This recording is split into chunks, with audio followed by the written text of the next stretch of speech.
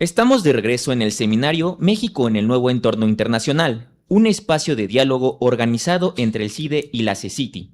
Les recordamos que todas las mesas quedarán grabadas para futuras consultas en el canal oficial de YouTube de la CECITI. Para continuar con nuestras actividades, daremos inicio a la mesa 1, titulada Economía Industrial y Sectorial, para lo cual cedo la palabra a la doctora Sonia Di Gianatale, de la Secretaría Académica del CIDE, quien moderará esta primera mesa.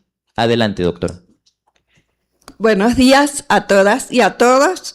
Es un gusto darles la bienvenida a la mesa 1 sobre economía industrial y sectorial en el marco del seminario México en el nuevo entorno internacional. Este encuentro, convocado por el CIDE y la Secretaría de Ciencia, Humanidades, Tecnología e Innovación, busca articular el conocimiento académico con los grandes desafíos de política pública en un contexto global de transformación. En este contexto hay un tema que resulta central: el crecimiento económico, el cual sigue siendo uno de los grandes retos de la economía mexicana. Entender cómo impulsarlo de manera sostenida, incluyente y con mayor productividad pasa necesariamente por analizar la estructura industrial del país, sus sectores estratégicos y su inserción en la economía global. Este panel justamente busca aportar en esa discusión. Para ello, contamos con un grupo de especialistas de alto nivel provenientes tanto de la academia como del sector público. Permítanme presentarles a nuestras y nuestros ponentes. En primer lugar, quisiera presentar a Lorena Rodríguez, directora de la Facultad de Economía de la UNAM. Es licenciada en Economía con mención honorífica por la Facultad de Economía de la UNAM y cuenta con el grado de maestra en Historia con mención honorífica por la Facultad de Filosofía y Letras de la misma universidad. Actualmente es candidata a doctora en Historia por la Freie Universität Berlin, donde investiga las relaciones transpacíficas y los procesos de globalización temprana en el campo de la historia global. En el ámbito de la gestión universitaria, desde 2020 a finales de 2023, se desempeñó como secretaria general de la Facultad de Economía. En enero de 2024, la Junta de Gobierno de la UNAM la designó directora de la Facultad en Economía. Es la tercera mujer en dirigir esta entidad académica, que es la Facultad de Economía más grande del país. En segundo lugar, quisiera presentar a Sergio Silva, titular de la Unidad de Fomento y Crecimiento Económico de la Secretaría de Economía. Es doctor en Historia Económica de América Latina por la Universidad de Harvard y licenciado en Economía por el Centro de Investigación y Docencias Económicas, CIDE. En el ámbito del servicio público, 2018 a 2021 se desempeñó como jefe de la Unidad de Inteligencia Económica Global en la Secretaría Económica, donde lideró iniciativas para promover exportaciones mexicanas y atraer inversión extranjera directa. Además, ha trabajado como investigador y asesor técnico en el Banco de México. Actualmente se desempeña como titular de la Unidad de Fomento y Crecimiento Económico de la Secretaría de Economía en el equipo del secretario Marcelo Ebrard Casaubon. Luego me gustaría presentar al doctor Kurt Unger, quien es profesor investigador emérito titular de la División de Economía del CIDE, investigador nacional emérito por el Sistema Nacional de Investigadores e Investigadoras. Estudió la licenciatura en Economía en el Instituto Tecnológico y de Estudios Superiores de Monterrey, la maestría en Administración por la misma institución y maestría y doctorado en Economía por la Universidad de Sussex en el Reino Unido. Cuenta con más de 50 años de experiencia profesional. Fue profesor investigador del Centro de Estudios Económicos del Colegio de México, profesor investigador visitante en la Universidad Autónoma Metropolitana Campus Xochimilco y Visiting Research Fellow en la Universidad de California.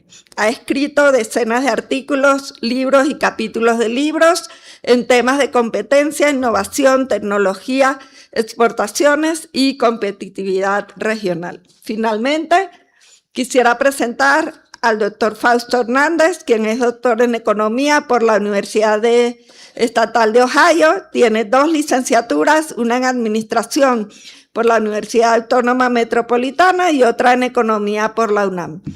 En el año 2019, el presidente de la República Mexicana lo nombró consejero independiente de la Junta de Gobierno del Sistema de Administración Tributaria. Ha ocupado asientos como consejeros en Comité de Riesgos e Inversiones en instituciones como Fovista, CONAFOR y Cebanorte. Fue director de la prestigiada revista El Trimestre Económico, que edita el Fondo de Cultura Económica por 15 años. Ha sido por mucho tiempo profesor investigador de la División de Economía del CIDE y actualmente es emérito en el Sistema Nacional de Investigadores e Investigadoras. Entonces, para mí es un gran gusto presentarles a este panel y pues comenzamos con la presentación de Lorena. Muchas gracias. Quinto. Muy bien. Muy bien, muy buenos días, gracias por acompañarnos. Saludo con mucho gusto a mis colegas con quien tengo el honor de compartir este panel, Economía Industrial y Sectorial. Por supuesto, al doctor Sergio Silva, al doctor Fausto Hernández, al doctor Kurt Unger y por supuesto agradezco mucho la moderación de la doctora Sonia Dilla Natale.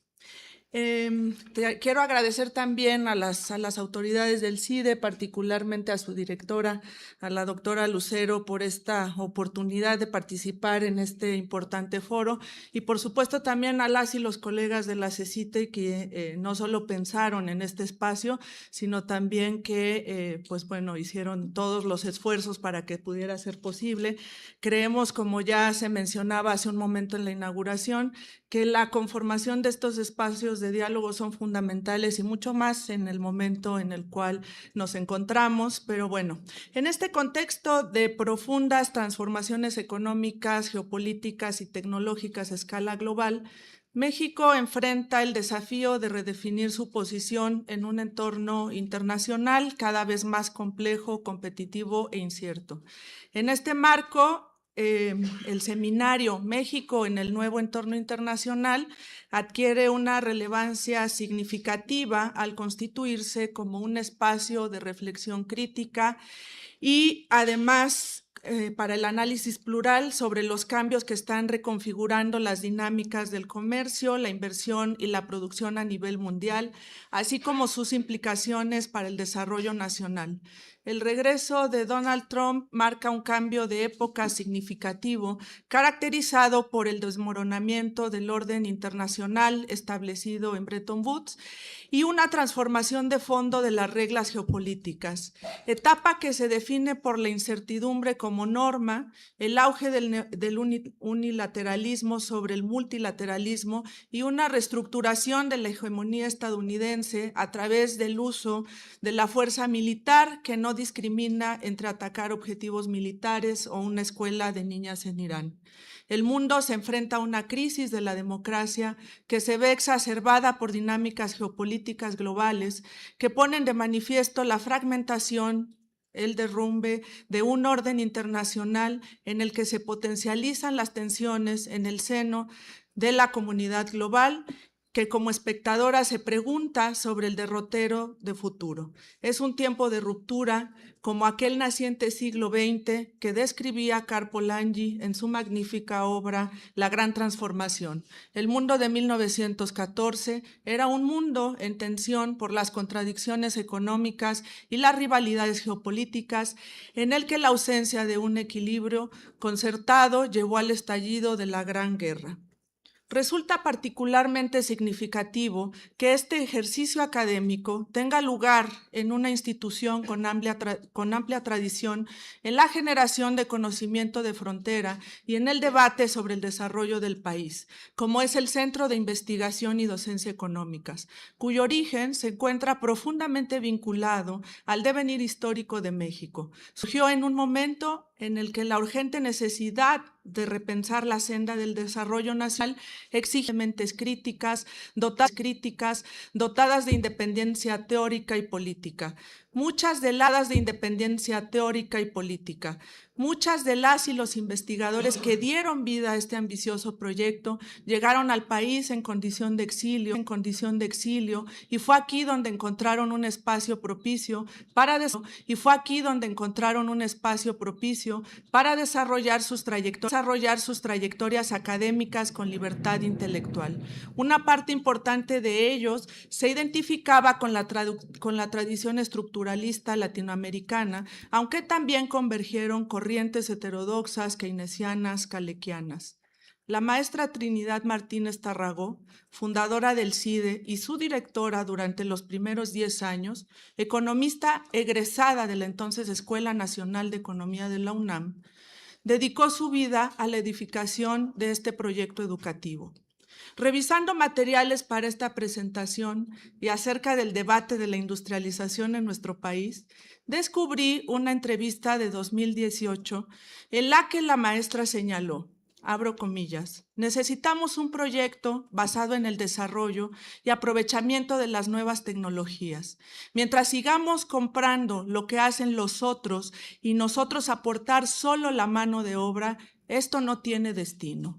En México tenemos buenas universidades, buenos niveles de capacitación profesional, pero el sistema educativo está generando una cantidad de gente que no corresponde con la demanda de los sistemas productivos.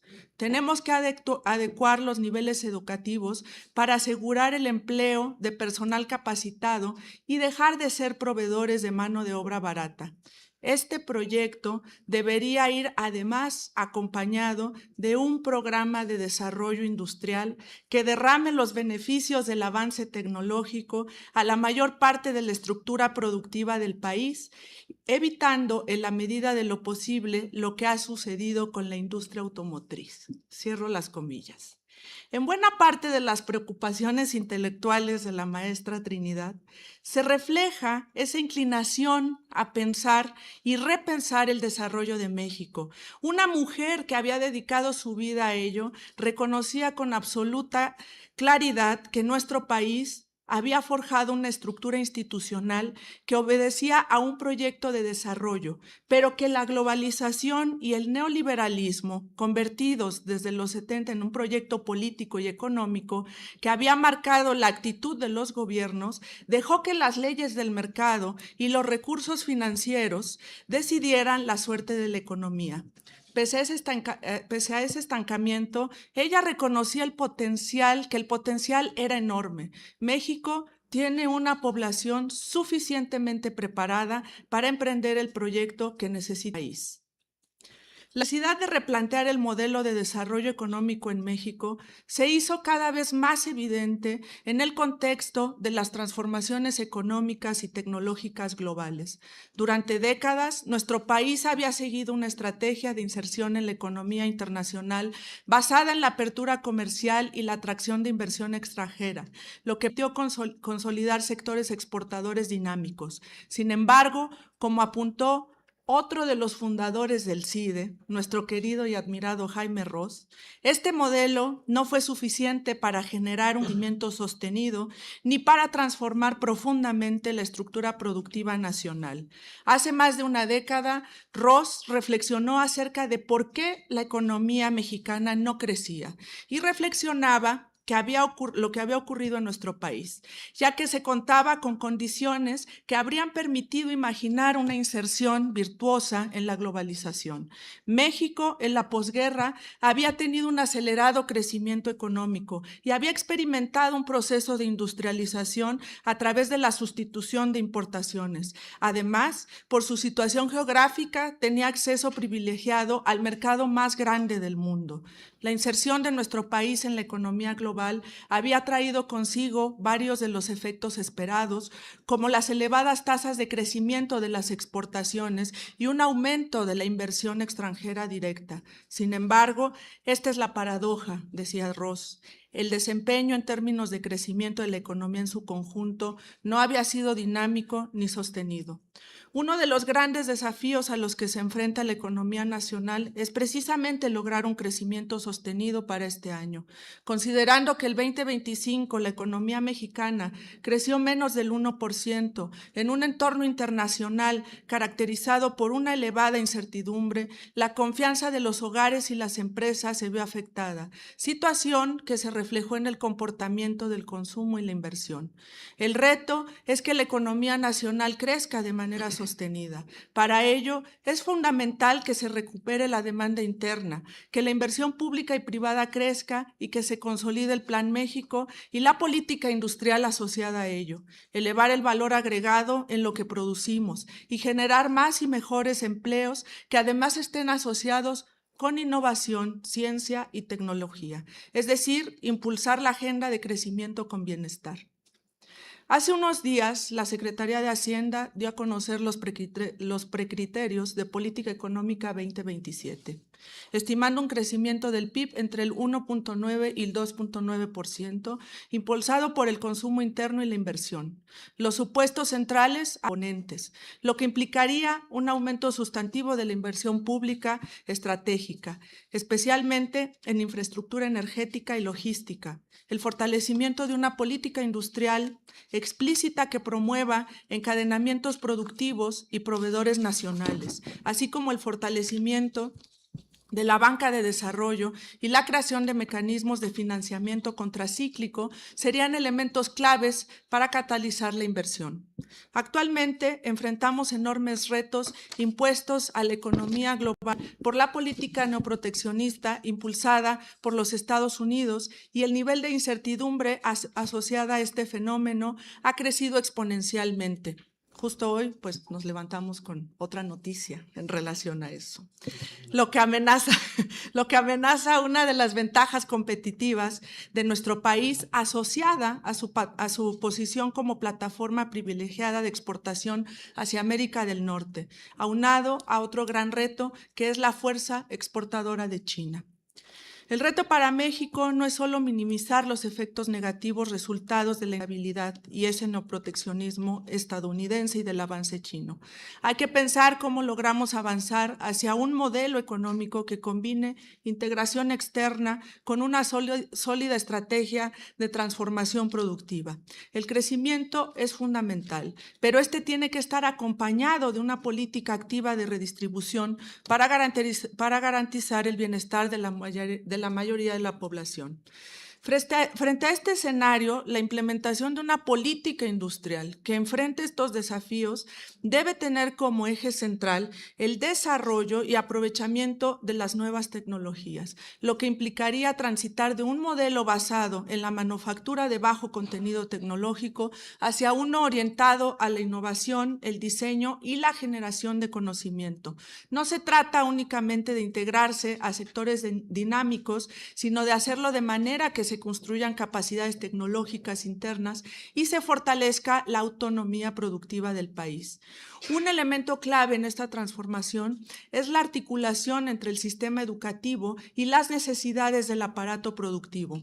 A pesar de que México cuenta con universidades de calidad y niveles crecientes de formación profesional, persiste un desajuste significativo entre la oferta de capital humano y la demanda de habilidades específicas en sectores sectores estratégicos. Corregir esta brecha requiere políticas que promuevan la educación técnica, la formación especializada y la vinculación efectiva entre instituciones educativas, empresas y también con el sector gubernamental, con el objetivo de garantizar la inserción laboral de personal altamente calificado. Asimismo, una política industrial efectiva debería asegurar que los beneficios del progreso tecnológico se distribuyan ampliamente a lo largo de la estructura productiva. Uno de los principales problemas ha sido la existencia de sectores altamente productivos, pero escasamente integrados con el resto de la economía nacional. El caso de la industria automotriz es paradigmático. Si bien ha logrado altos niveles de competitividad internacional, sus encadenamientos con proveedores locales siguen siendo limitados, lo que restringe el impacto positivo sobre el desarrollo interno. Por ello, el desafío consiste no únicamente en atraer inversión o impulsar sectores de punta, sino en generar mecanismos que fomenten integración de pequeñas y medianas empresas. El desarrollo de proveedores se trata de evitar la formación de enclaves productivos y en su lugar promover un crecimiento más equilibrado e incluyente.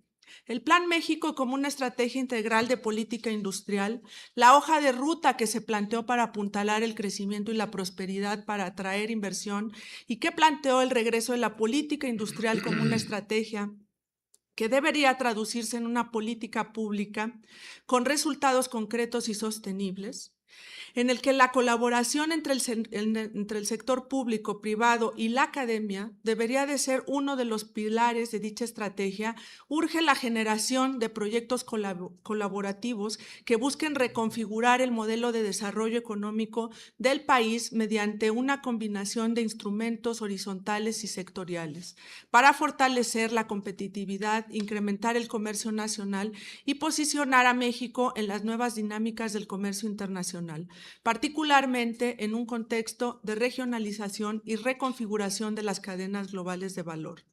Cuando se presentó el plan, se enfatizó como un mecanismo de promoción de la política industrial horizontal, orientado al desarrollo de las capacidades productivas nacionales y como un promotor de las mejores condiciones para las inversiones, lo que incluía el fomento a la infraestructura, la reducción de tasas de interés, la simplificación administrativa y la generación de condiciones más favorables para la inversión.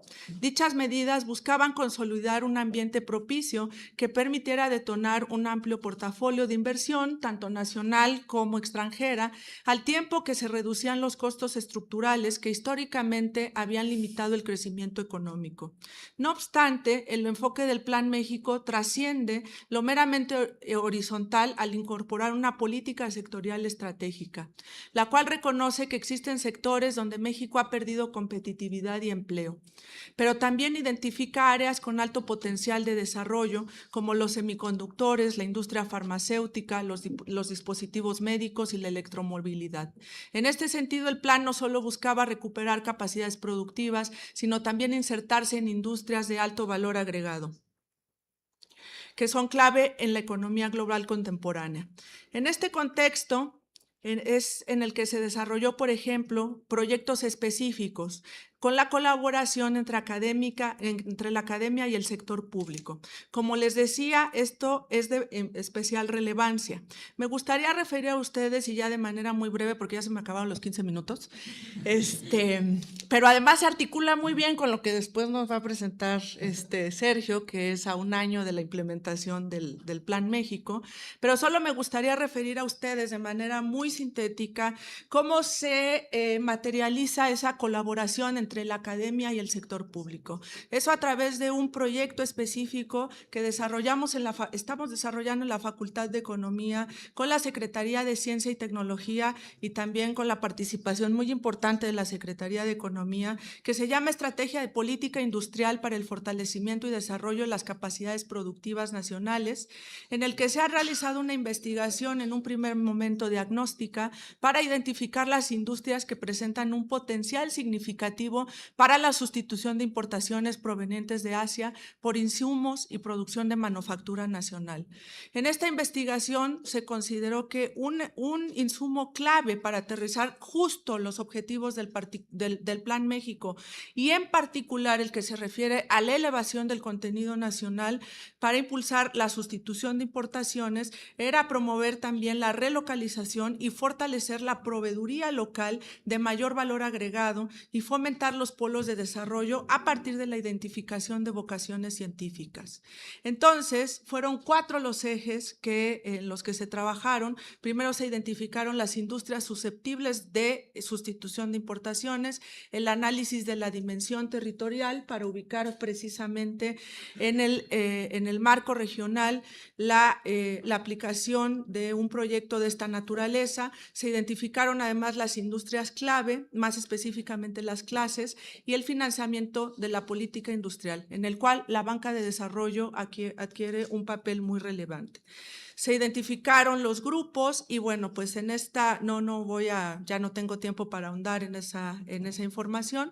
Sin embargo, me parece importante señalar que en esta vinculación en la cual estamos hablando de las sinergias positivas en cuanto a la academia, al sector público, es que estos proyectos adquieren relevancia. Y esto es lo que permite además dar también contenido al Plan México. Esto es lo que permite dar contenido a una política industrial que, como decíamos, llevó muchos años reconocer que la política industrial es uno de los ejes centrales para promover el desarrollo en el país.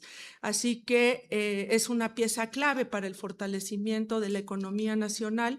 Así, yo concluiría solo diciendo que la transición hacia un nuevo modelo de desarrollo en México exige una política industrial activa, estratégica y orientada, pero a largo plazo.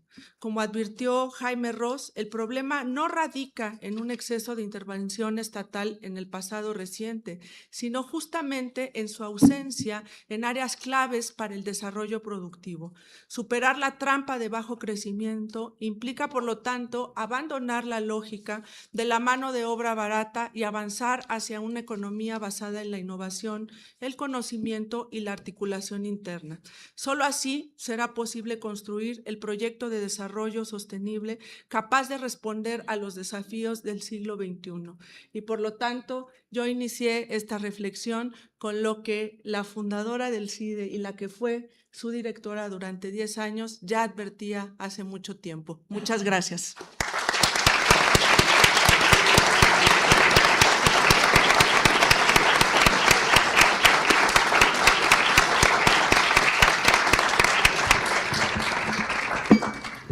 Muchas gracias, Lorena. Ahora continuamos con Sergio. Muchas gracias. Y otra vez, buenos días a todos y a todas. Otra vez, estoy muy contento de estar en el CIDE y además estoy particularmente contento porque, digamos, en los años 90 había 3 cosas que yo no me podía imaginar que algún día pasarían. Una, que viniera yo al CIDE con menos pelo y encorbatado. Otra, que fuera yo funcionario público federal. Pero la más difícil de imaginar es que íbamos a tener una mesa para hablar de política industrial, porque eso no lo hacíamos en los años 90. Había una persona que mantuvo siempre esa bandera alzada y que nos permitió a muchos de nosotros aprender de política industrial, aunque no estuviera de moda, y me pone particularmente nervioso tenerlo aquí en la mesa, a Kurt Unger, que además va a ver lo que voy a presentar y estoy seguro que como el día de mi examen profesional se va a encargar de reprobarme. Pero bueno.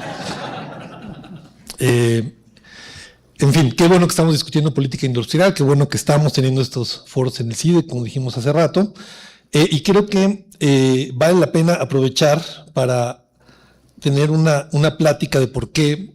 Si quieres yo lo puedo ir pasando, no veo nada sin lentes, es otra cosa que no pasaba antes, y creo que vale la pena aprovechar como para no quedarnos en la discusión abstracta de qué tipo de política industrial queremos hacer, sino tratar de platicarles un poco en términos más concretos qué es lo que tratamos de hacer desde el gobierno de México con un Estado que, bueno, pues tiene sus ventajas y sus desventajas. No es el Estado con los que trabajar, no tenemos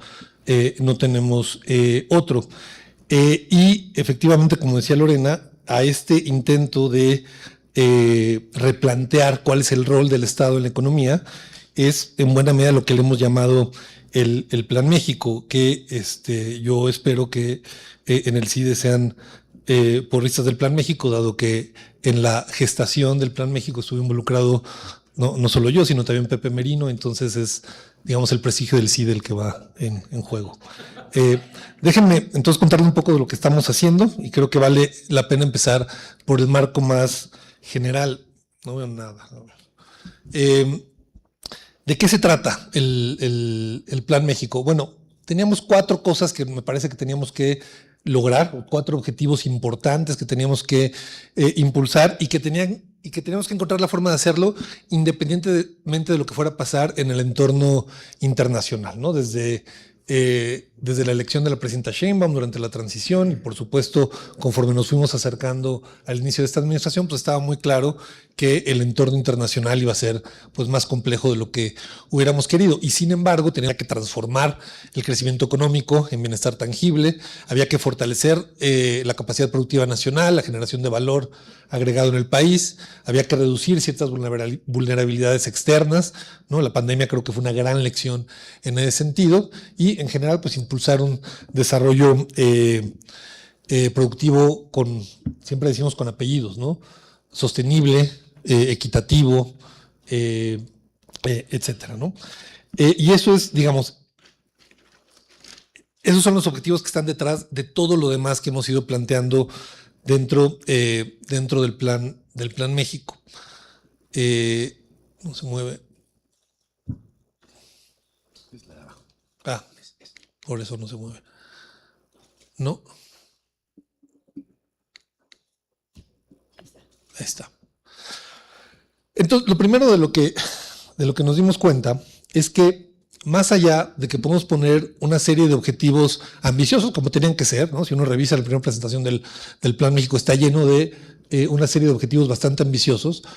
Lo primero que teníamos que hacer es construir espacios de articulación institucional. Es imposible hacer política pública o política industrial en México si pensamos que eso es responsabilidad de una secretaría, ¿no? En realidad, lo que necesitamos era crear espacios donde, que esto parece una obviedad y evidentemente no es algo que discutamos regularmente en el mundo académico, ¿no? Pero el primer paso es que el gobierno, que el Estado se coordine bien, ¿no? Era muy difícil en mi paso anterior por la Secretaría de Economía, por ejemplo, hablar con la Secretaría de Energía. ¿Cómo podemos hacer política industrial si no hablamos con la Secretaría de Energía?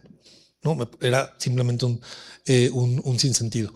Y como esa, digamos, hay responsabilidades que probablemente desde el ámbito académico llamaríamos política industrial, pero que no recaen en la Secretaría de Economía, sino que recaen en la Secretaría de Comunicaciones, en la Secretaría de Desarrollo Territorial, en la Secretaría de Medio Ambiente, en la Secretaría de Educación, y lo primero era, bueno, pues tratar de coordinar todo eso. Creo que ese fue el primer gran éxito no visible del planteamiento del Plan México, ¿no? Que de pronto ahora mensualmente, todo el tiempo, hay reuniones de seguimiento en las que pues cada quien se lleva su tarea, ¿no? Cada entidad del gobierno federal se lleva su tarea. Al día de hoy hay 21 entidades del gobierno federal que participan en estas reuniones de evaluación, de seguimiento, etcétera. Y eso es digamos, lo primero que había que superar, ¿no? Esto de cada secretaría tiene su plan de desarrollo. No, hay una cosa, le llamamos Plan México, es ambicioso, es bastante flexible porque, digamos, de lo contrario sería difícil estar pensando en cómo adaptarnos a múltiples cambios, no nada más a nivel nacional, sino sobre todo a nivel global. Pero por lo menos ahora tenemos a todo el gobierno federal apuntando más o menos en la misma dirección. Y creo que esto es importante porque durante mucho tiempo pues dimos por hecho que el mercado era el gran coordinador, ¿no? Y no, el Estado tiene un rol como coordinador y ese rol como coordinador no lo puede hacer de manera dispersa. Esto ha implicado también un montón de temas municipales, de eso voy a hablar un poco más adelante, ¿no? Durante mucho tiempo pensamos que bastaba con que el mercado acomodara las cosas. Con el tiempo pues nos dimos cuenta que esas cosas eran por lo menos precarias y probablemente ágiles de lo que nos hubiéramos imaginado.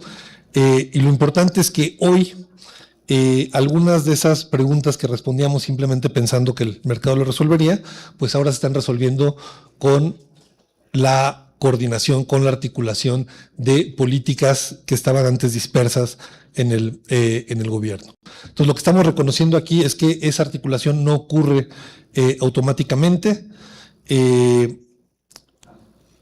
y que además esa coordinación es necesaria si lo que queremos es construir una economía nacional que no responda nada más a lo que nos asigna el mercado global, ¿no? Si queremos una economía global que además innove, que además genere su propia tecnología, pero que además resuelva los problemas de falta de empleo y demás, pues no podemos estar dependiendo de qué nos toca en ese mercado global que antes respondía a todas nuestras preguntas, ¿no? Bueno, esta me lo voy a brincar. La verdad es que no le dan caso a la presentación, es nomás para irme guiando. Y además no la veo. Por supuesto, una vez que empezamos a aterrizar, esto incluye tanto políticas horizontales como políticas verticales, sector por sector, ¿no? Las políticas horizontales pues tienen que crear un entorno en el que sea relativamente atractivo la inversión, la producción en México, y eso requiere, digamos, que pensemos en términos de educación, toda esta área de simplificación y digitalización que lleva la Agencia de Transformación Digital, que pensemos en el abasto de energía como un habilitador de la política industrial, etcétera, pero también hay algunas cosas muy específicas que tenemos que ver sector por sector, que esas son probablemente las políticas a las que más reticencia se les tenía en el pasado, ¿no? Con toda esta cuestión de escoger ganadores y demás. La verdad es que cuando no escogíamos ganadores, pues de todas formas escogíamos ganadores porque había alguien que se iba a beneficiar de la inacción, digamos, del Estado como coordinador de la actividad económica. La diferencia es si esa selección ocurre de manera deliberada o no, y sobre todo si ocurre de manera estratégica o no. Por supuesto que los riesgos que se detectaron de la política industrial hace 30 años están ahí, pero eso no puede ser suficiente razón para no pensar en que tenemos que hacer política industrial.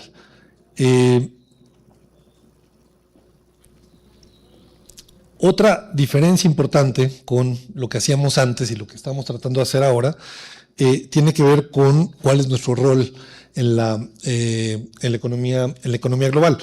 En el caso de México esto es muy claro, ¿no? Nuestra integración con Estados Unidos es profunda y en muchos sentidos exitosa. Durante muchos años fuimos capaces de atraer inversión, de integrarnos a cadenas globales de valor dinámicas, de construir una base manufacturera que no tiene ningún otro país latinoamericano, pero esa integración, y esto ya Lorena lo señalaba hace rato, pues tiene una forma muy específica, ¿no? Nos insertamos sobre todo en eslabones de menor contenido local, y por eso no debería, y es algo que no debería sorprendernos, ¿no? Si la promoción que hacíamos de México era sobre todo tienen que venir a invertir a México porque tenemos bajo costo de mano de obra, pues es obvio que los sectores que se iban a ir acercando a la economía nacional iban a ser aquellos que fueran los menos complejos. Aún así, se fue creando una industria nacional de manera lenta, fragmentada, yo diría focalizada. Creo que hay industrias como la automotriz que fueron generando una red incluso de proveedores locales y demás. Lorena ahorita la señalaba como un ejemplo de una industria muy volcada hacia afuera, pero con pocos efectos hacia adentro. La verdad es que hay otros sectores manufactureros donde estamos peor. Ojalá tuviéramos el contenido nacional de la industria automotriz en la industria electrónica, ¿no? Por ejemplo. Pero creo que hoy, una vez que tenemos esas industrias, tiene que estar muy claro que el siguiente paso ya no es necesariamente tener más fábricas de computadoras, sino tener cadenas nacionales mucho más profundas. El siguiente paso es justamente construir ese contenido nacional que mejore nuestra situación a nivel global, ¿no? Es decir, esto no es necesariamente un rompimiento radical con lo que pasaba antes, es simplemente decir dónde está la prioridad ahora. Hoy en día creo que le suma más a México ir incorporando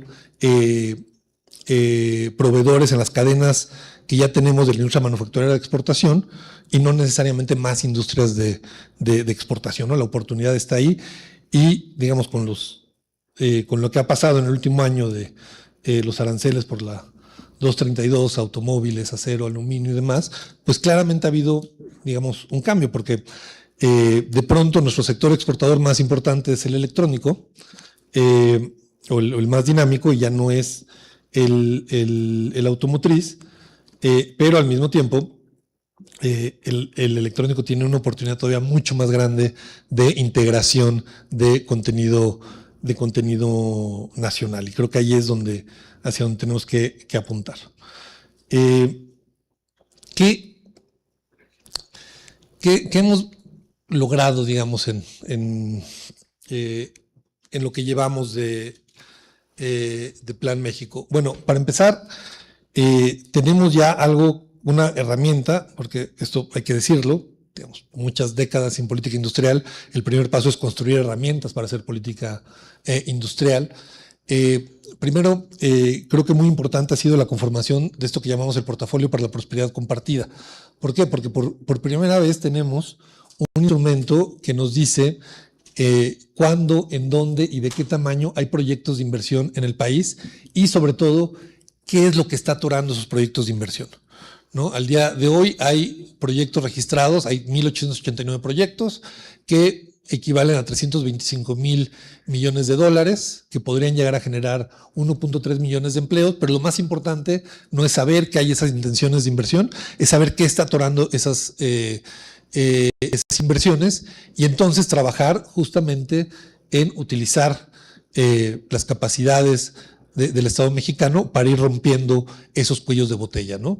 Y, digamos, tenemos de todos los obstáculos que hemos encontrado, y hay una cantidad importante que se han ido resolviendo, otros que están en atención y otros que están pendientes, ¿no? Este es, por ejemplo, un instrumento que no teníamos y que ahora nos permite hacer un trabajo muy focalizado de decir dónde hay una oportunidad que a lo mejor la estamos perdiendo por un trámite municipal, ¿no? Por un trámite, en fin, puede ser de cualquier índole, por supuesto no de la Secretaría de Economía, eso nunca pasa. ¿Qué otras cosas hemos ido haciendo? Bueno, tenemos esta política que es tal vez una de las que más hemos difundido, que es lo de los polos de desarrollo económico para el bienestar.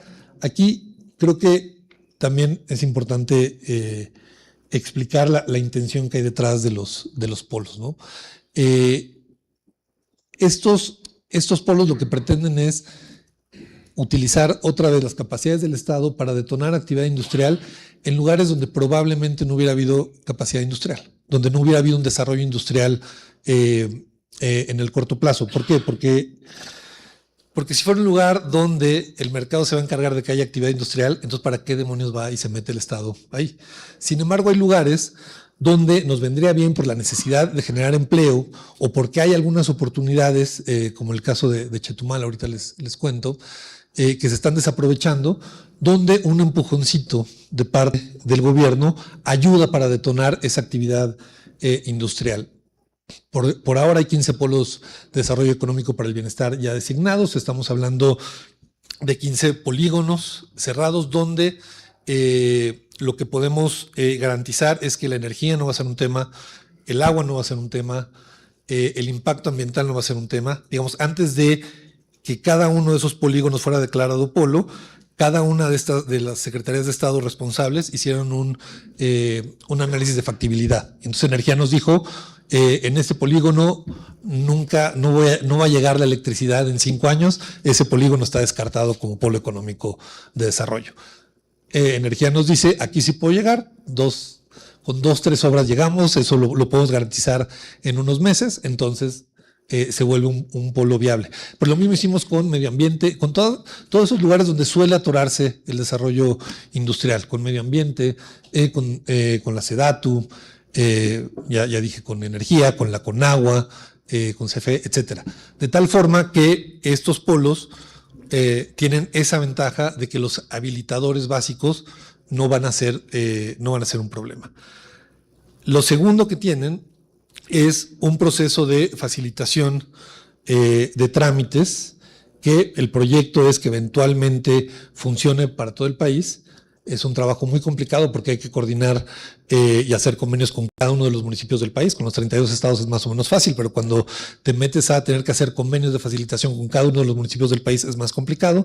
Es un trabajo también que lleva la Agencia de Transformación Digital, pero empezaron por los 15 municipios donde decidimos que iba a haber polos, y entonces ahí ya hay un esquema de facilitación de tal forma que quienes se vayan a instalar en los polos, las empresas que se vayan a instalar ahí, no tienen que ir con el municipio y luego hacer otro trámite con el Estado y luego hacer otro trámite con la Federación, sino que tienen una ventanilla única para facilitar todo ese proceso. Y finalmente hay un esquema de incentivos fiscales que aplica a toda empresa que se instale dentro de los polos de desarrollo, que yo siempre la menciono al final porque es la parte menos importante. O sea, no hay incentivo fiscal que resuelva la falta de energía, pues le puedes poner el incentivo que quieras, de todas formas no se va a instalar nadie, pero digamos es otro instrumento para tratar de facilitar la actividad económica ahí. Eso es lo que pone la Federación. Fuera de eso, el diseño de cada uno de los polos en realidad lo lleva el gobierno estatal, porque además creemos que los polos se tienen que adaptar a el ecosistema local, y quienes lo conocen, quienes saben qué tipo de empresas lo pueden aprovechar, etcétera, pues van a ser los gobiernos locales. Entonces, el siguiente paso después de designar un polo es un convenio de colaboración entre el Estado y la Federación para saber quién se va a encargar de resolver qué problemas y para hacer un trabajo de promoción. Y cada uno de esos polos pues, va a tener un perfil diferente que va a estar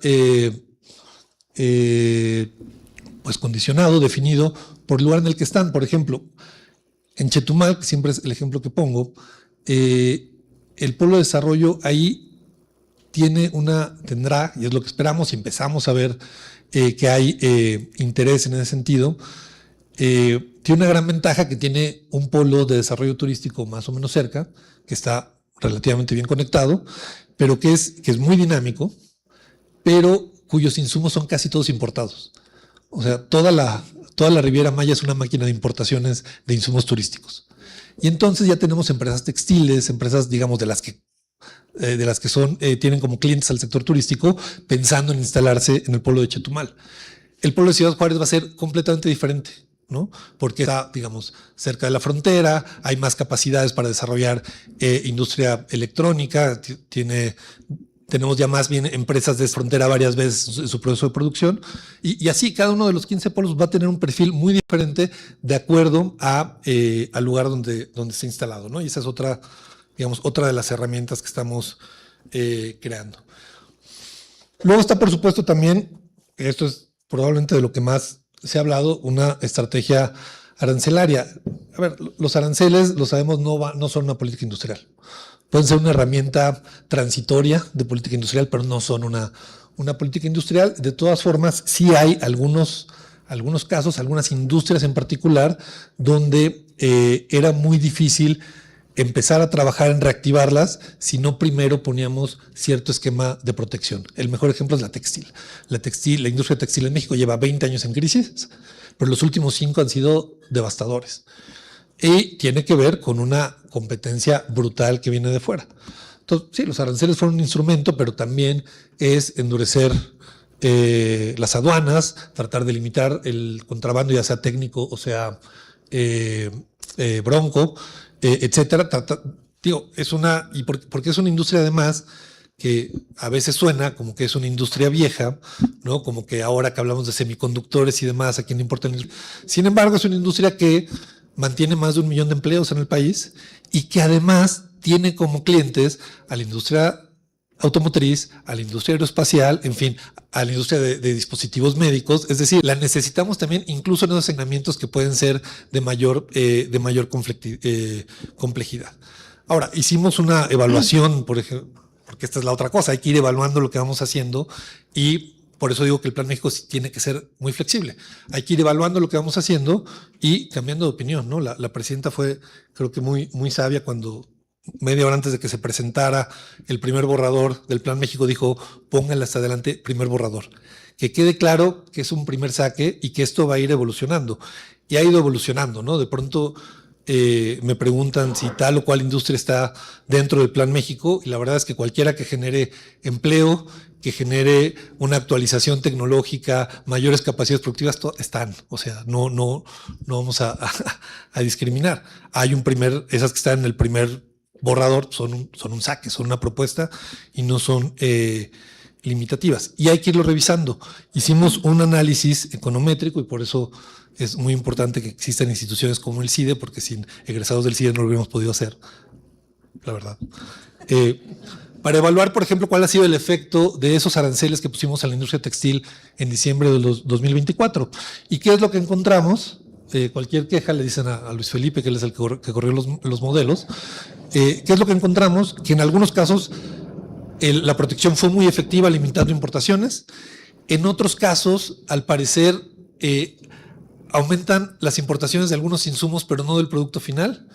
Y en otras, la verdad es que el efecto ha sido marginal, ¿no? Y entonces eso también es algo que tenemos que ir evaluando, ¿no? Me va a regañar Luis Felipe porque no dije, en algunas cambia el nivel, en otras cambia la tendencia, en fin, es una cosa más sofisticada. Y con eso hay que evaluar otra vez si necesitamos ajustar o no ese instrumento, que como ya dije, pues es solo una de las herramientas de la política industrial, ¿no? En fin, bueno, ya no me quiero detener en todo esto, porque si no voy a seguir hablando durante horas. Y todo esto para decir algunas de las cosas que creo que es importante tener en cuenta, ¿no? La política industrial no es, ni va a ser, ni nunca será una ciencia exacta, ¿no? En el mundo real no es limpia, ni perfectamente coherente, es iterativa, es fragmentaria y muchas veces reactiva. Pero creo que esto es lo relevante antes de que Kurt me regañe, porque pues está diseñada para el mundo que existe y no para que el que quisiéramos que existiera, ¿no? Y por eso creo que cuando pensamos en el Plan México hay que pensar en una intención de hacer una política de transformación productiva, pero que se tiene que ir adaptando cada mes, cada semana, cada que nueva evidencia nos diga hay que apuntar en otra dirección. En cualquier caso, durante mucho tiempo, a mí me causaba cierto como ganas de alejarme de la economía más ortodoxa, porque me parecía que dejaba muchas de estas cosas que suceden en la realidad sueltas, preguntas que parecían resolverse muy fácilmente a partir de la teoría, pero que en la práctica pues nos encontramos que tenemos un mundo donde, por ejemplo, el Estado tiene como 2,000 cabezas, ¿no? Y lo primero que hay que hacer es ponerlas a pensar en la misma dirección. Afortunadamente, pues hubo quienes desde allá en los años 90 nos explicaban que la estructura productiva seguía importando, que la sustitución de importaciones no era ni una panacea ni el peor pecado en el mundo, sino que había que estudiarla, había que revisarla. Incluso cuando no estaba de moda decirlo, lo que estaba de moda era satanizar la sustitución de importaciones, y creo que ahí también hay que hacerle un reconocimiento al CIDE y a profesores como Kurt Unger, que nos mantuvieron, digamos, escépticos a los consensos de aquel entonces. En fin, una visión muy rápida de por dónde vamos, de cómo lo estamos pensando, y decir, bueno, pues recuperar la política industrial es, en el fondo, creo yo, volver a distinguir entre lo que la economía es y lo que podría llegar a ser, porque me parece que durante mucho tiempo confundimos lo que era con lo que debía ser la economía, y una economía en desarrollo no se puede dar ese lujo, ¿sí? Muchas gracias.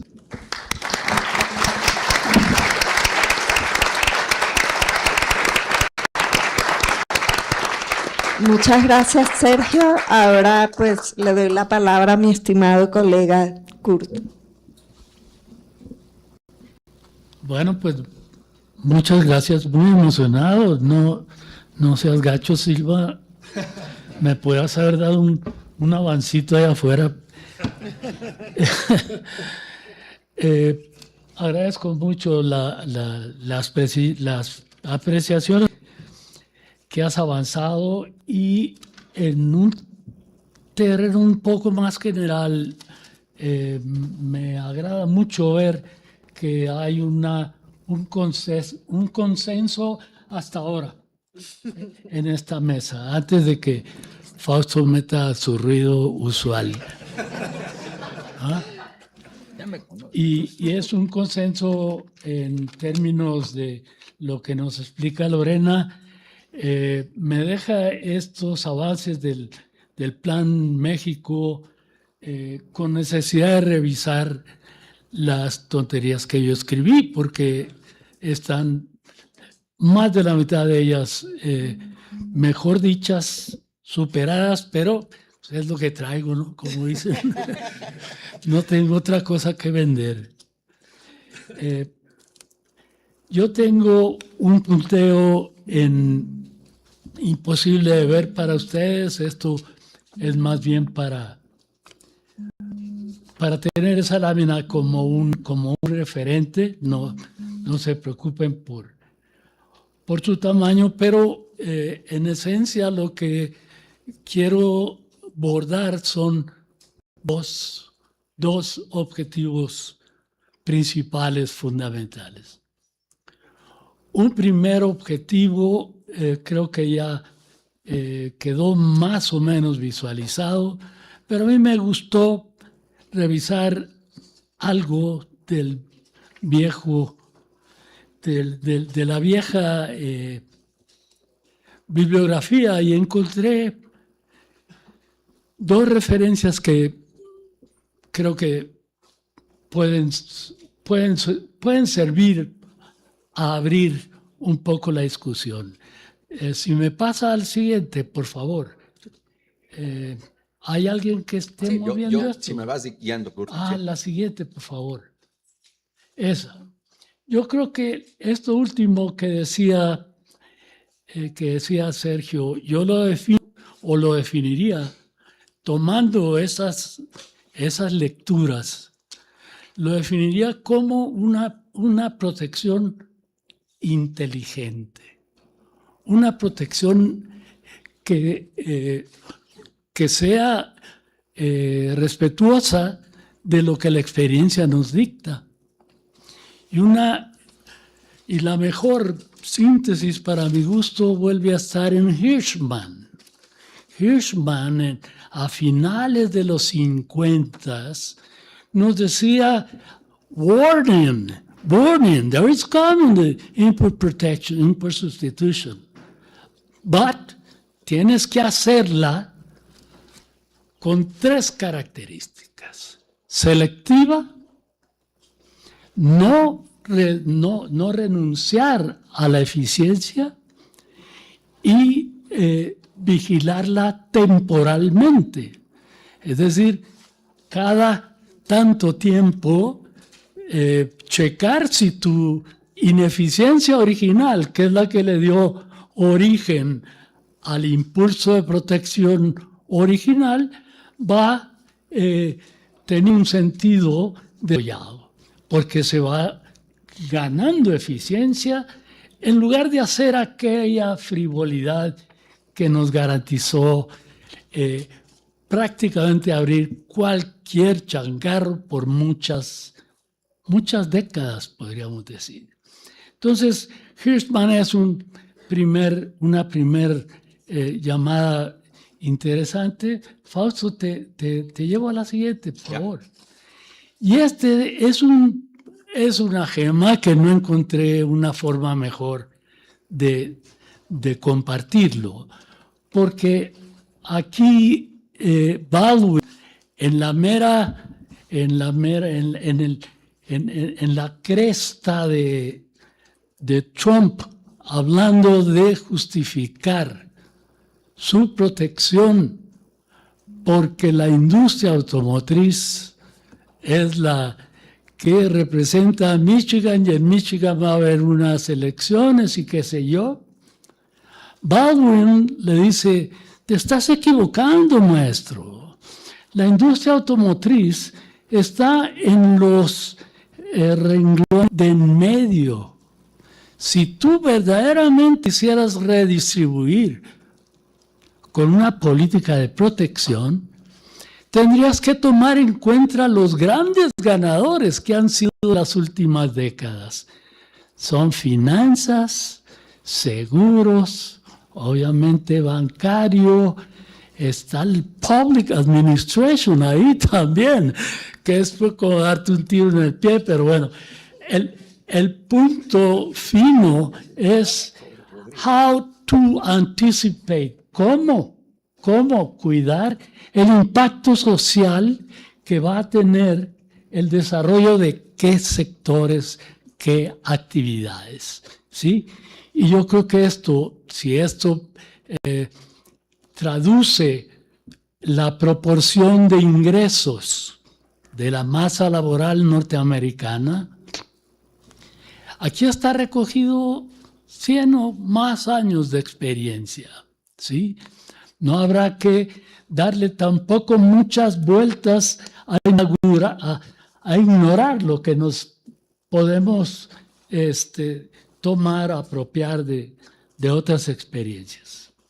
Entonces, esto es incómodo, porque si ya de por sí hablar de protección es incómodo, buscarle que no nada más se dé bien, sino que tenga impactos positivos y que pueda llegar a mi segundo gran elemento a compartir con ustedes y con el que pienso ir mucho más pronto de lo que esperaba, que es lo regional.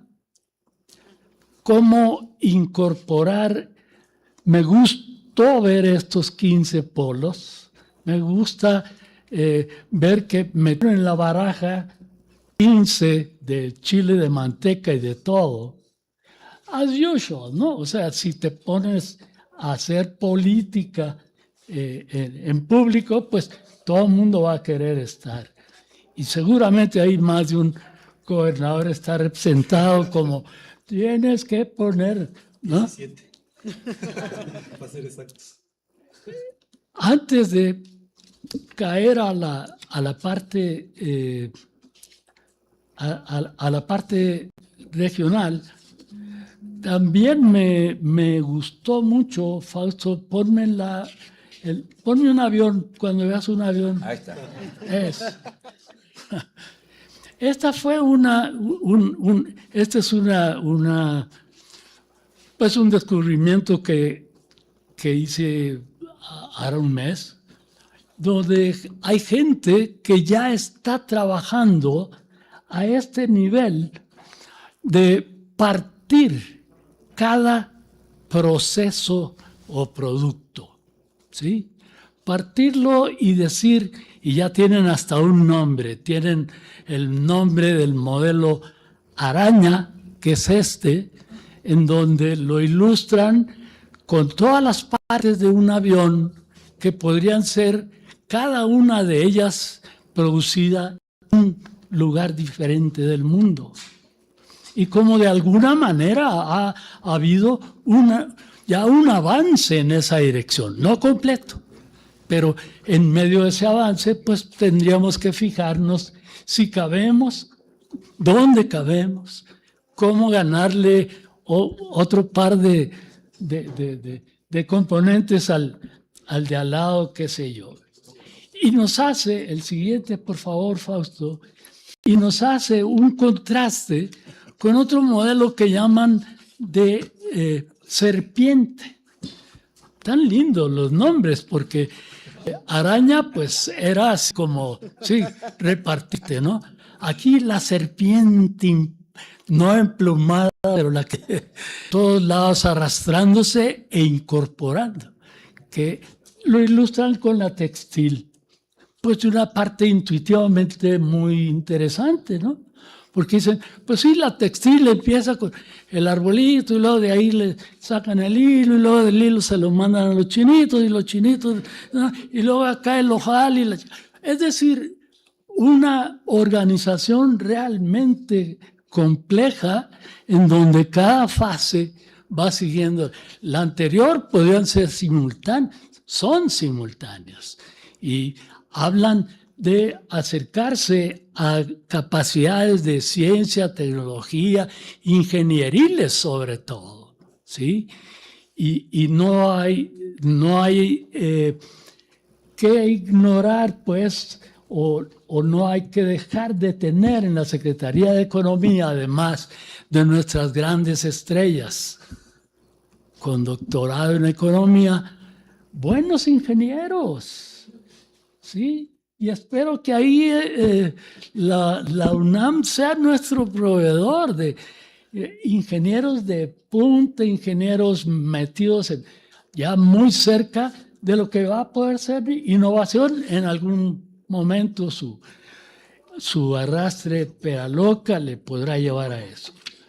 Aquí termino esta primera parte y por favor, Fausto, esta es mi obsesión de los últimos, Vamos a la gráfica. uno dice de los últimos años. Tienes 20 años trabajando esas cosas, no te hagas. Pero bueno, me tomó un ¿Quieres buen... esta? ¿Qué es la fórmula? ¿De una vez te vas o...? Prefiero la fórmula para Ok. nada más para poder entalar, darle esa fórmula, olvídense de ella, no traten de... Nada más, créanme, que me permite estimar los dos factores de arriba. Es decir, aquí yo estoy con capacidad de usar los datos censales para producir al nivel más específico que quiera, sea de estado, sea de municipio, como estos que menciona, ¿sí? Dos factores. ¿Qué tan productiva es aquella actividad en ese municipio? Tanto capital humano aproximado por el salario, que tanto capital humano incorpora aquella actividad en ese municipio. ¿Ok? Y aquí viene el siguiente, por favor, Fausto, porque va a ser el pie de mi propuesta espero, muy levantacejas al menos, ¿no? Los 32 estados yo los tengo mediante un análisis obviamente muy estadístico, econométrico, qué sé yo, repartido en 3 grupos. Los grupos, los estados básicamente de frontera y muy cercanos a la Ciudad de México, me integran esos 8 de alta productividad y altos salarios. Frontera, exportadora, con algunas diferencias entre ellos. Yo creo que Sonora se queda un poquito abajo, Nuevo León se queda muy arriba de todos, pero y luego tenemos el DF como articulador, influencer de una gran actividad ahí cercana. Pero mi propuesta, y esto ahorita daré un argumento más, es basarnos o fundamentarnos en los medios. Estoy llorando, me sequé las lágrimas y digo, los de abajo realmente están tan jodidos y tengo tan pocas actividades de donde agarrarme, en donde no encuentro, si acaso encuentro una actividad o 2 en estados de estos sureños que ya todos sabemos cuáles son. 1 o 2 que tienen condiciones, que tendrían condiciones. Algunas de ellas motivadas tal vez por lo turístico, otras de ellas por lo energético, ¿no? Pero a final de cuentas, mis candidatos más viables de llevar al primer grupo, de subirlos, son estos estados del medio que te voy a pasar al mapa, por favor, Fausto. Son los estados amarillos, ¿sí? Son los verdes, pues ya dije, son los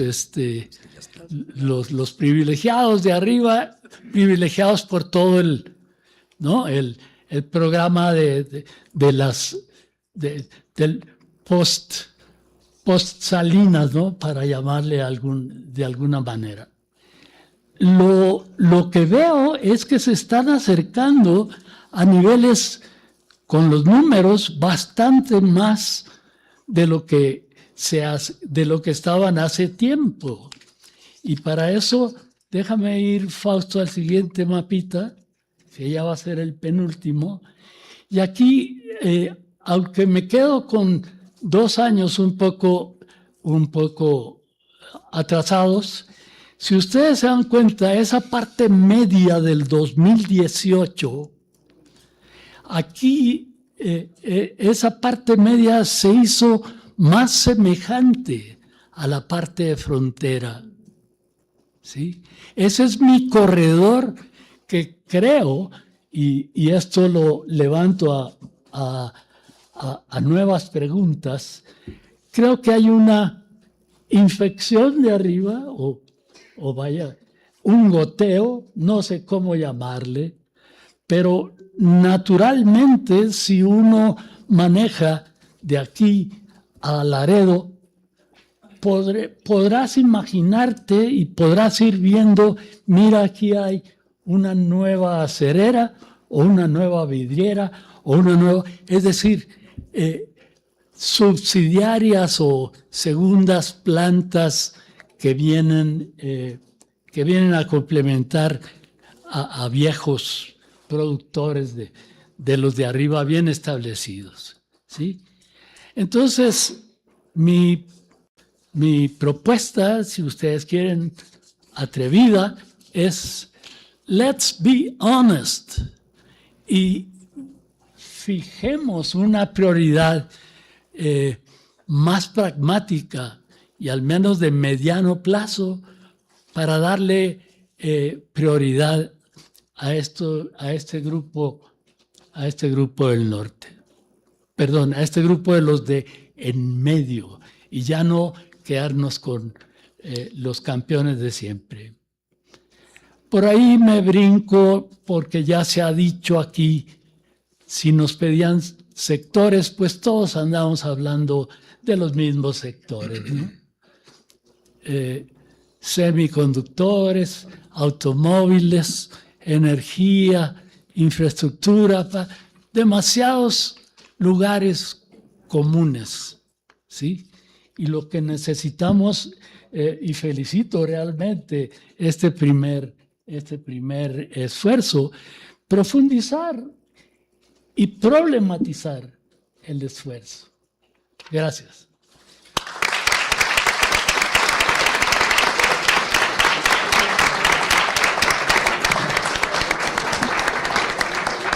Muchas gracias, Kurt, y finalizamos este panel con la participación de mi también estimado colega, Fausto.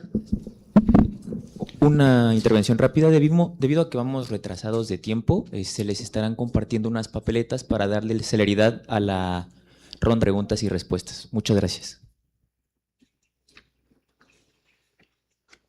Bueno, pues muchísimas gracias por la invitación, muchísimas gracias a la Secretaría de Ciencia, Humanidades y Tecnología por ser la líder junto con la Universidad Nacional Autónoma de México y nuestra casa, el Centro, por organizar este seminario. Yo supongo que me pusieron hasta el último para que ya estaban ustedes cansados, que fuera yo el más breve y ajustar el tiempo, y lo voy a hacer. Y en parte también porque yo no me dedico tampoco a sectorial e industrial, sin embargo, lo que les puedo decir es que yo me dedico a lo exactamente anterior.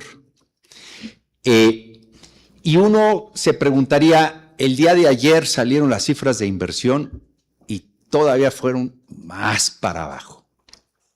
Entonces, no hay Plan México sin inversión. ¿Cómo podemos...? Todo lo que me dijeron está muy chido, pero sin lana, pues no hay. Entonces, yo me dedico a eso. Y aquí trato de hablar de por qué tenemos muy baja inversión.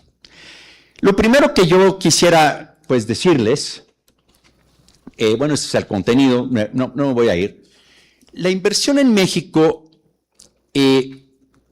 promedia desde 1970 hasta el día de hoy, con un coeficiente de variación muy, muy bajo, promedia 22% del PIB.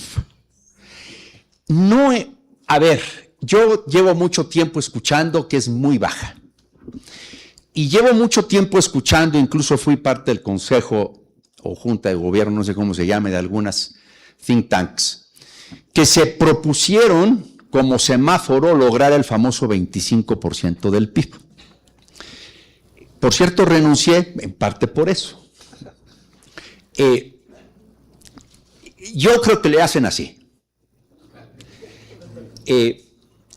Si ustedes ven el promedio de la OCDE, de los países OCDE, es, de hecho ahí está puesto 24, pero es 23 y cachito. Y dentro de la OCDE hay muchísimos. Hay Alemania que tiene menos que México. Está Gran Bretaña que tiene menos que México. Japón tiene más, se lleva un poco más el promedio para arriba, tiene casi 25. Entonces uno dice, bueno, 22 es tan bajo si tenemos más que Alemania. No es tan bajo, para serles honesto, si lo comparamos así. Ahora, lo que esa gráfica nos dice es bajo para nuestra etapa de desarrollo. Uno tiene que tomar en cuenta las etapas de desarrollo. Y entonces tenemos países como Turquía, como India y como China, que invierten 30, 31 y 42% China. Entonces, más bien uno me gustaría, y era una insistencia, pero que nunca me quisieron hacer caso, pues dijo, pues si no estoy aquí, yo creo que México para su etapa de desarrollo debe de tener una meta de 30%. Mi ejercicio también econométrico me marca alrededor de 30% si queremos crecer al supuesto potencial, no el potencial financiero, los financieros le llaman potencial a cuando va la tendencia. No, aquí yo hablo potencial de acuerdo a nuestra estructura demográfica, nuestros recursos naturales, etcétera, etcétera, nuestra ubicación geográfica, etcétera, etcétera, etcétera. Nuestro potencial se ha calculado desde el año 2000, hay un debate entre los economistas, hay unos que dicen que es 5%, otros dicen que es 7%. Es el rojo. Pónganle incluso el mínimo que es 5%. Si queremos crecer al 5%, el 25% no basta. Es más, se queda muy abajo. Y luego uno también se pregunta, a ver, espérenme, esa fue una interpretación del 22%. La otra es, no la puse aquí, porque hice un documento, por cierto, el que lo quiera, lo acabo de terminar, en donde argumento todo esto, y la verdad es que como me concentré en el documento, le metí el PDF a Gama y me hizo esta presentación, por cierto, y no me puso esa gráfica el desgraciado Gama. Entonces no está, pues. A veces confiar en la inteligencia artificial no es tan inteligente, pero la otra es, con la OCDE tenemos la productividad más baja, la segunda más baja después de Colombia. O sea, Colombia está más jodido, y el siguiente es Brasil, el siguiente es Costa Rica, y luego ya vienen para arriba casi todos los europeos. Entonces a ver, me quedo con el 22, pero hacemos un esfuerzo de incremento de productividad. O me quedo con el 30 y dejo toda esta dualidad entre formalidad e informalidad que existe en México y ya puedo crecer un poco más. Aquí hay esta dicotomía. Entonces, lo que yo me traté de poner aquí es, a ver, ¿por qué está baja la inversión? Y aquí, bueno, les puse, está muy mal puesto aquí, pero es que se veía muy bien en mi computadora, Este es la este es el primer año de gobierno desde 1970 hasta 2007. En todos baja. Es caída abrupta, el azulito es caída, pero no tan abrupta. El necesito fue que creció un poquito. ¿Es la pública? Es total. Ahora voy con pública y privada. Pero es abrupta. Lo que les puedo decir es que la literatura, todo el mundo te dice, un primer año de gobierno en un país como México, pues la inversión privada, dicen, va a haber cambio de política pública, porque se descubre el hilo negro cada 6 años, pues déjame ver de dónde viene y ya el segundo año le invierto. Eso se sabe. La inversión pública es, no me gustó lo que hizo el güey de atrás, entonces ahorita voy a hacer mis proyectos ejecutivos y se hace el primer año y baja la inversión. Pero si quitamos el último año del gobierno, que está en rojito, que es este, año 25, es abrupta. Conste que lo puso la inteligencia artificial en rojo, yo no. Mi gráfica era distinta. Fue Gama. Yo nomás le presenté la gráfica y Gama la distribuyó. Y lo único que nos diferencia con respecto a todos los anteriores es que la del 25 todas tienen una cosa, todas tienen el entorno común. Lo único es que la del 25 es un nuevo entorno. Es un nuevo entorno, no quiero ahorita decir, ¿es bueno o es malo? Es que nos estamos enfrentando a un entorno que es un cambio en el aparato judicial, un cambio en los órganos autónomos, un déficit que desde 1980 no se había heredado, que está muy difícil ajustarlo, inédito, de 6% del PIB, y eso hace que eso sea rojo. Claro, quieres público y privado, ahí viene. Y público-privado, el privado es el más verdecito y el más amarillito es el público. El cambio más abrupto también es el último año. ¿Por qué? El más abrupto en términos públicos es casi, bueno, el 95 se explica claramente por la crisis del tequila, pero el de este año se explica por el déficit, hay que hacer el ajuste fiscal. En realidad es heredado eso, completa herencia. Entonces,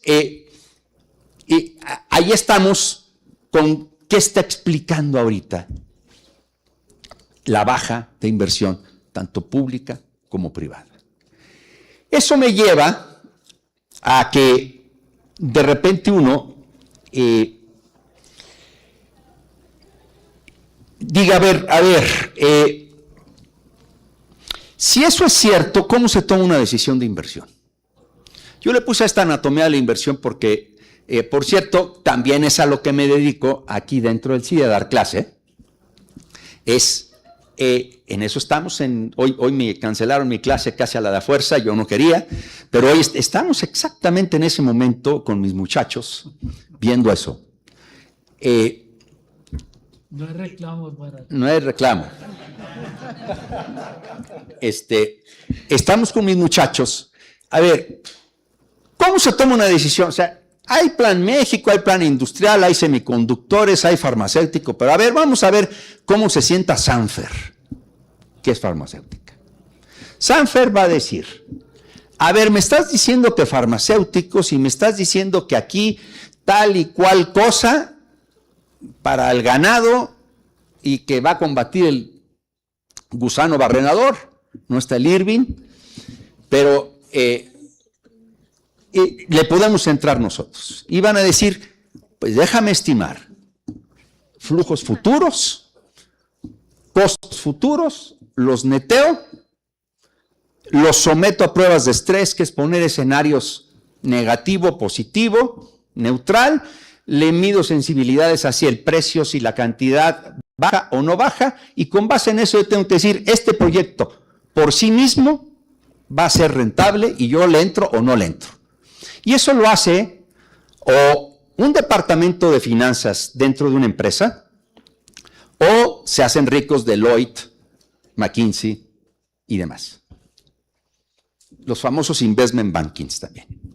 Entonces, esos llegan y le dicen al Consejo de Administración de Sanfer, y el Consejo de Administración de Sanfer se sienta, ¿sí? Se sienta, déjenme decirles, un Consejo de Administración tiene la obligación de maximizar el valor de la empresa, no la ganancia, el valor. ¿Sí? Y ahí dicen, a ver, está muy bonito. ¿Cómo lo vamos a financiar? Bueno, así y asado.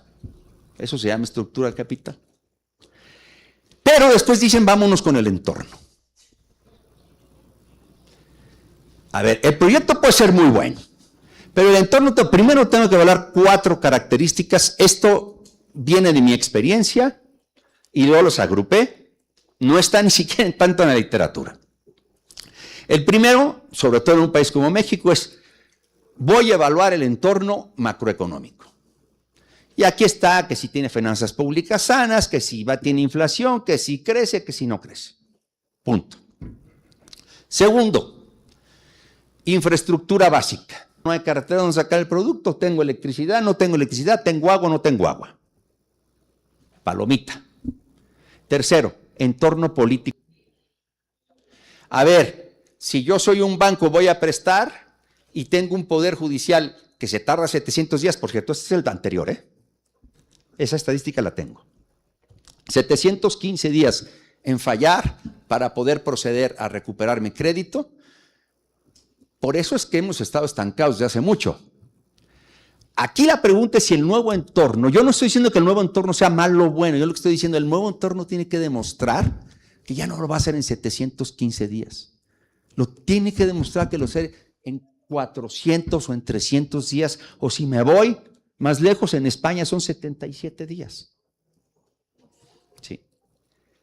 Entonces le entro. Sí. O tengo que demostrar si hay competencia o no, te le fue ayer. Porque hay preponderancia. Órganos autónomos.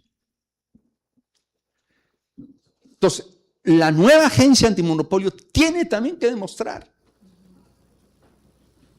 Tiene que demostrar. O sea, no digo que sea bueno o que sea malo, estoy explicando. Y es un modo de espera. Desde mi punto de vista estamos en un modo de espera. Y el cuarto y último es seguridad pública, que incluye extorsión. Déjenme matizarles. Alguien me va a decir, oye, pero la inversión extranjera sigue creciendo.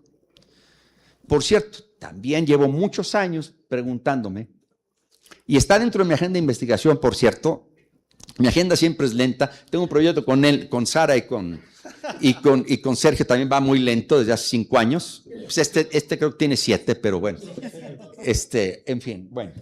El punto es que es cierto, a ver, sí hay inversión extranjera. Hasta durante la Revolución Mexicana me he ido a estudiar eso. La hay. El problema no es ese, que no la haya, sino el problema es que el potencial podría ser mucho más alto, es ser contrafactual. ¿Sí?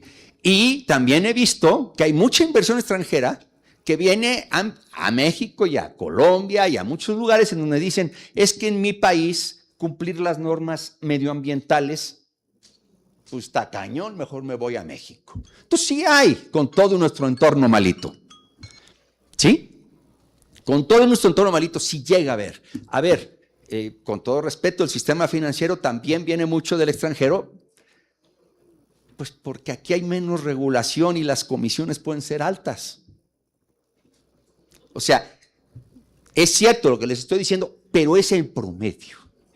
Hay casos específicos. Eso que ni qué. Entonces, bueno, ¿qué hacer? Ya lo mencioné. Vienen las propuestas de corto plazo. Y la propuesta de corto plazo es, a ver, si en economía, yo insisto mucho, ustedes lo leen diario, que si el Banco de México, que si esto, que si el otro.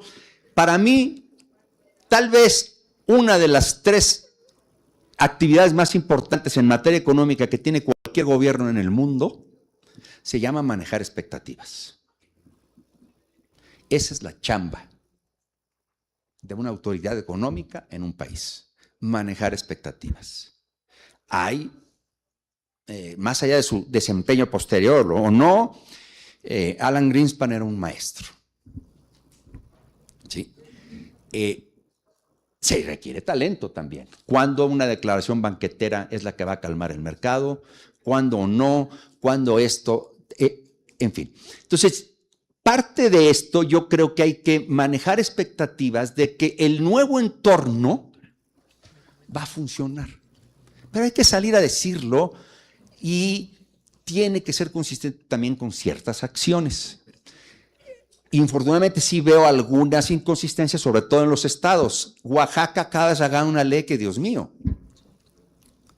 Puebla, con las declaraciones del gobernador. Veracruz, mejor no le sigo. Campeche. A ver, tengo un artículo en la Revista Mexicana de Sociología con Juan Manuel Torres. Hicimos una encuesta a nivel nacional en si la gente diferenciaba acciones de gobierno estatal con acciones de gobierno federal. La respuesta es niguas. Entonces, cuando viene el gobernador de Oaxaca y pone eso, lo que sale en la prensa es eso, pero la gente dice, y hubo cambio de aparato judicial y hubo desaparición de órganos. Pues está la película completita para eso. Entonces, ese tipo de cosas hay que saberlas manejar en comunicación social, en expectativas. ¿Sí? Seguro. Ley de inversión mixta, que ya está, tiene algunas cositas y vacíos. El documento lo tengo público.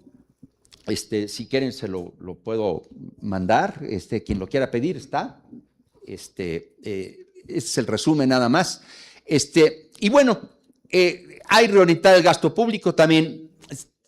La inversión pública es la perdedora. ¿Por qué? Porque no habla. Si yo quiero bajar el salario al CIDE, pues salimos a la carretera y la cerramos. Creo que sí lo hicimos una vez. Nos tomamos fotos ahí y otras, pero bueno. Entonces, bueno, el asunto es que si reclamamos, cuando dices no va a haber carretera, pues ¿quién reclama? Entonces, siempre la variable de ajuste es la inversión pública, que paradójicamente es la que nos hace crecer menos, ¿no? Entonces, no hay recursos y el déficit. Otra propuesta, reforma fiscal. No nos podemos librar y hay presiones de pensiones, etc., etc. No se puede patear el bote ya otro sexenio. Se ha pateado como 5 sexenios, pero no se puede pasar ya. Los países exitosos, hay un artículo que acaba de salir del Fondo Monetario Internacional. Imagínense, Fondo Monetario Internacional acaba de sacar un artículo 2026, hace 15 días, que se llama La arquitectura institucional para una política industrial exitosa. Fondo Monetario Internacional. Y resume la de los 4 tigres. Y dice, tiene que haber una agencia líder de política industrial. Esa arquitectura está bien que se coordinen, pero alguien lo tiene que hacer, y esa es una agencia. Porque si no, las responsabilidades se diluyen. Entonces, tiene que ser. Antes era la SPP, otro día hablamos, Carlos y yo, de la importancia que tenía la SPP. Pero en fin, por último, en términos coyunturales de corto plazo, es lo que aquí se ha hablado muy poquito. Las MIPYMES. Muy poquito hemos hablado. Esto está dentro de mi agenda de investigación. Tengo anotado en cuadernos todos los negocios que yo he visto en lugares donde yo voy frecuentemente, que digo, ¿cómo demonios se les ocurrió poner esto? O esta tiendita, o esta estética, o esta. Y tengo documentado perfectamente. No duran un año, año y medio. No hacen estudios. Hace ratito les dije, ¿cómo se hace una inversión? Primero se hace un estudio de factibilidad. Yo metería a la preparatoria, en la nueva escuela mexicana, un curso de cómo poner un pequeño negocio. De contabilidad. Sí. Mi esposa y yo hemos dado cursos de esos en La Pila a mujeres artesanas y ponen lo que ven la de al lado. Dicen, ella puso un negocito de esto, la otra también lo pone. Mi esposa le puso al curso cómo poner negocios que ganen dinero. ¿Sí?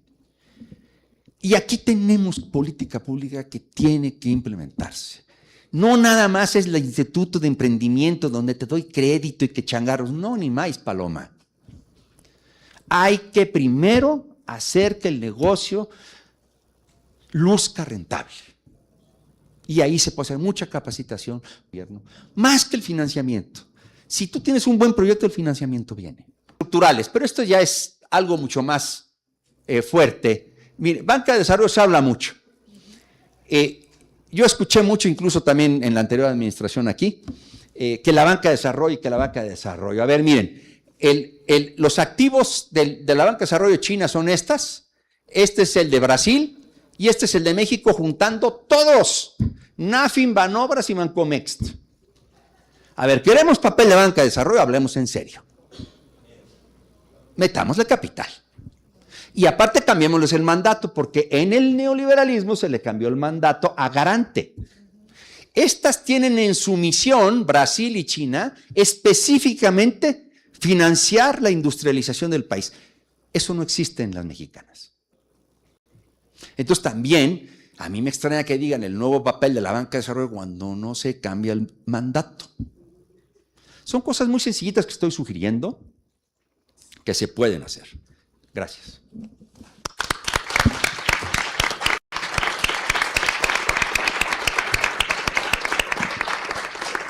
Muchas gracias, Fausto. Por razones de tiempo no vamos a tener la ronda de preguntas. Gracias a todas y todos por su atención.